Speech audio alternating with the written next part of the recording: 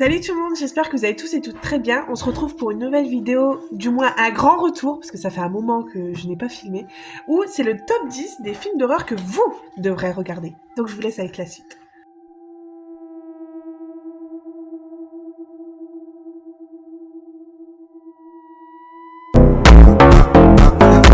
Quatro paredes, eu vou acabar contigo. Donc bien sûr, j'ai mes notes qui sont juste là, parce que si je garderais tout dans ma tête, ça ferait n'importe quoi la vidéo. Il y a ma fille à côté, c'est normal, vous l'entendez, et mon fils aussi, c'est totalement normal. Donc c'est normal si je regarde ici, et on va commencer tout de suite avec le 10e film d'horreur que je vous conseille. Le 10e film d'horreur que je vous conseille, c'est le film Viral, donc je vais me décaler un petit peu pour pouvoir mettre des petites images. Donc c'est le film Viral, qui est sorti en 2016, donc je vais vous lire un peu. Donc en gros, c'est...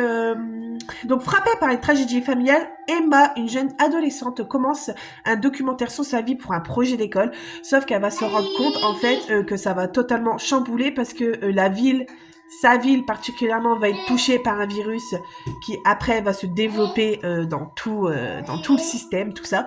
Et franchement, c'est génial, c'est génial. Si je devrais dire ce film, il est génial. Ça change un peu des films d'horreur un peu avec des virus, etc. Parce que cette fois-ci, elle va avoir une grosse décision à prendre parce que quelque chose va être touché par quelqu'un. Enfin vrai, je vous dis pas plus, mais franchement, ce film est génial. Même si la fin, je reste un peu en fait sur ma fin, parce que la fin, à vrai dire, elle est bien. Mais j'aurais préféré être encore un peu plus poussée. Je sais pas si vous voyez ce que je veux dire. Mais franchement, je le mets en 10e parce que c'est un film d'horreur pas à voir absolument, mais à voir quand même. Les personnages sont assez attachants. Moi, personnellement, je me suis beaucoup attachée au personnage principal. Je me suis également attachée à sa sœur. J'ai également été attachée par un des figurants dedans. Franchement, les personnages sont attachants, l'histoire elle est bien, vraiment elle est bien, mais c'est vraiment la fin. Que la fin, j'aurais aimé que ça soit un peu plus poussé, quoi. En deuxième position, j'ai mis L'Abîme des Enfers qui est sorti en 2020. Donc ce film, c'est dans la Pologne en 1987. Un officier de police en fait enquête sur une genre d'église, je crois, c'est ça? Oui, d'église parce que il y a plusieurs disparitions de femmes qui sont faites. Donc il va rentrer dedans et c'est là que le cauchemar. J'ai été très surprise par ce film et il a une ambiance assez sinistre, je vous avoue. On est direct dedans, même s'il n'a pas de screamer ou quoi que ce soit. En fait, on est direct emporté par l'histoire et ce qu'il raconte. Et franchement, c'est un bon film à regarder si vous voulez voir. Franchement, je vous le conseille vraiment beaucoup. C'est ça, en fait, ça change des screamers qu'on voit tous les jours dans les films d'horreur. On s'y attend un peu et du coup, des fois, on n'a pas peur et des fois, on a peur. Mais là, c'est vraiment un tout autre genre, mais vraiment très, très gore. Franchement, je vous le conseille vraiment beaucoup. En 8e position, je mets Mom and Dad, qui est sorti en 2017. Alors, ce film, en fait, tout simplement, on va suivre deux adolescents particulièrement. Et en fait, il va avoir un virus, quelque chose qui va toucher les parents, qu'en fait, les parents, ils vont, du coup, se retourner contre leur progéniture. Pas contre les autres enfants. Non, leur progéniture, leurs enfants. Et franchement, ce film, il est vraiment intéressant. Il y a un ton humoristique à ce film. Franchement, je le trouve génial. Entre le gore, parce qu'il y a du gore dedans, et entre l'humour, franchement, ça se mélange super bien. Il est génial. C'est ça, il y a vraiment très peu d'ennuis. Dans ce film, il y a toujours quelque chose à voir, en fait. Franchement, les séquences sont super bien rythmées. Les acteurs jouent tellement bien. Franchement, il est génial. J'adore ce film, je vous le conseille, pour ça que je l'ai mis en 8e position, mais je vous le conseille fortement. 7e position, je mets Séminaire, qui est sorti en 2023. Franchement, ce film, c'est... Si je devrais vous le résumer, donc au cours d'un séminaire, donc séminaire c'est un peu le nom du film, un groupe en fait va aller dedans pour pas prendre des vacances, mais pour, vous allez voir, finaliser leur projet. Et en fait, tout simplement, dedans, et ben, il y a quelqu'un qui va les tuer. C'est clairement un slasher, mais bien gore. Bien gore. Un peu des films, tout ça, parce que franchement, ce film, niveau gore, il l'est. Bon, il n'est pas pire que certains, mais il y a du gore dedans. Les acteurs sont géniaux. Chaque acteur a du coup une personnalité différente et franchement, c'est juste génial. Par contre, ce que je pourrais reprocher, c'est que c'est assez long au début avant que ça commence réellement.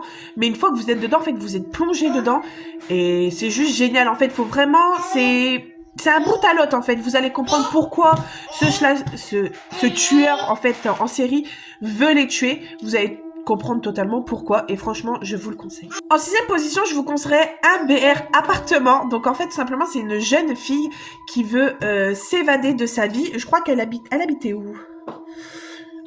Je sais plus où elle habitait exactement, mais je sais qu'elle va partir à Hollywood, qu'elle veut fuir en fait tout simplement son passé et qu'elle veut prendre un nouveau départ.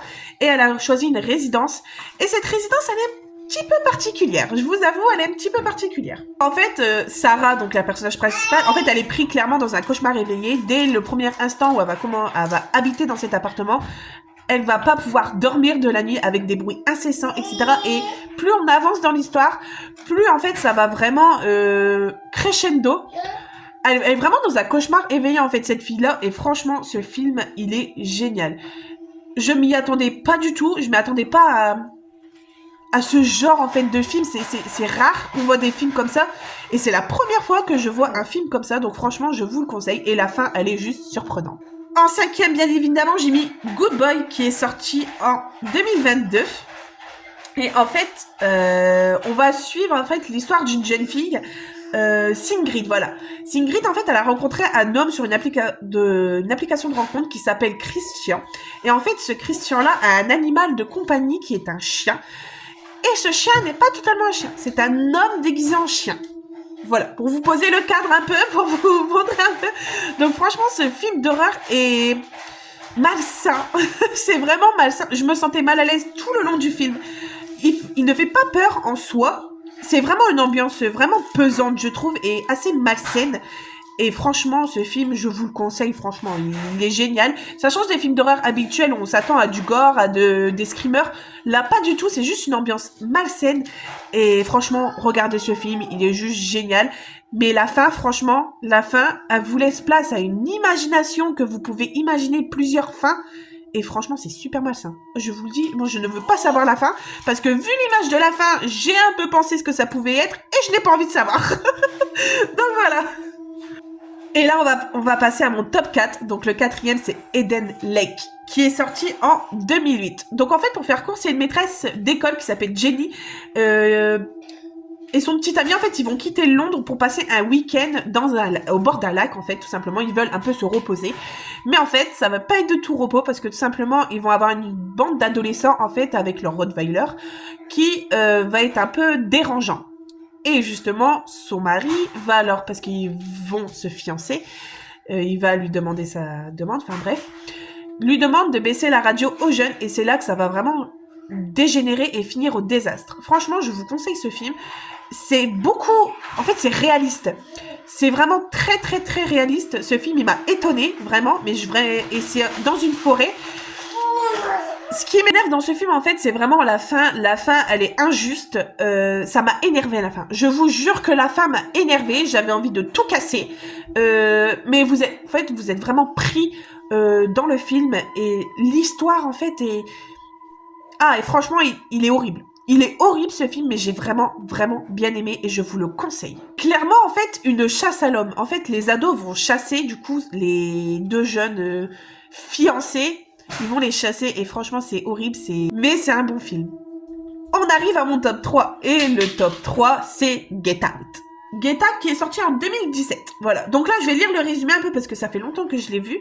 Je me rappelle plus trop. Donc en gros, c'est un couple Miss. Donc Chris et sa petite amie Rose. En gros, ils filent un parfait amour. Ils s'adorent, ils se kiffent. Enfin bref.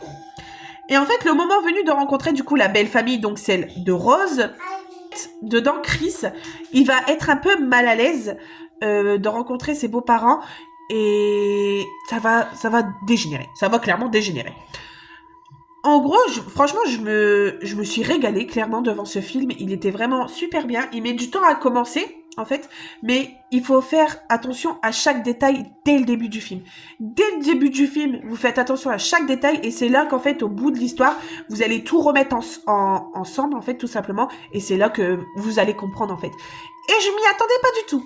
Ça m'a vraiment surpris, la tournure que ça a pris, les personnages, leur tournure qu'ils ont pris, ça m'a vraiment étonnée et ce film est un chef-d'œuvre, tout simplement. J'adore ce film, je devrais le re-regarder, parce que ça fait un moment que je l'ai vu et j'ai kiffé. Clairement, j'ai kiffé. En fait, ça, le héros dedans, que je ne dirais pas qui c'est, est vraiment pris au piège, en fait, dedans. Et franchement, il est génial. Je vous conseille, top 3, c'est normal. On arrive au top 2, et mon top 2 est La Nuée, qui est sorti en 2020.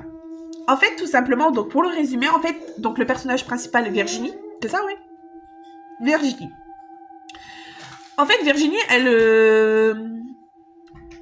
elle vit dans une ferme et elle a des difficultés en fait à payer tout simplement et elle va se mettre à faire de comment ça s'appelle? Du business en gros de sauterelles comestibles. Et c'est là que ça va prendre vraiment une autre tournure. Pour faire court, sans spoiler, en fait tout simplement Virginie, elle va découvrir une méthode pour que son business avance dans les sauterelles comestibles. Mais entre le drama de la famille, parce que son adolescente, elle en peut plus, parce qu'ils ne reconnaissent plus en fait tout simplement leur mère, parce que leur mère va complètement changer avec cette idée de sauterelles. Franchement, il est génial entre les drames familiaux, le truc des sauterelles.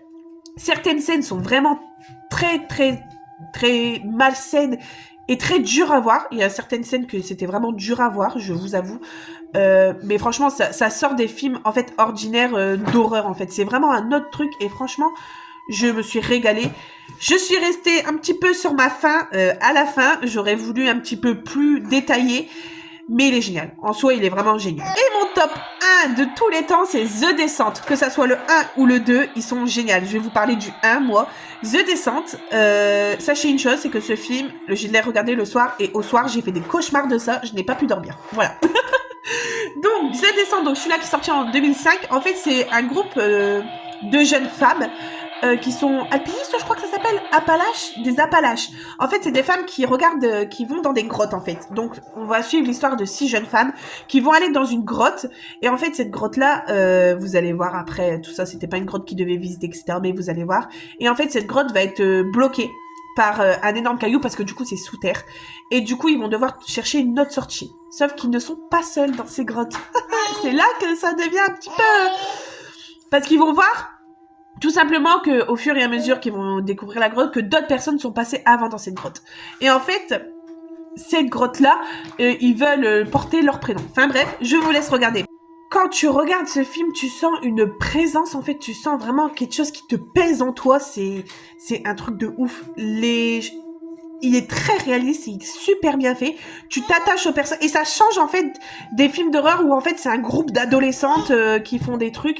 Non, là c'est un groupe vraiment de femmes qui vont faire du coup de l'alpalache et franchement il est juste génial. Ça change vraiment des films d'horreur avec des ados, avec des zombies, avec des virus. C'est vraiment un tout autre genre et il est juste génial. Franchement, je vous le conseille et le recommande. Regardez ce film!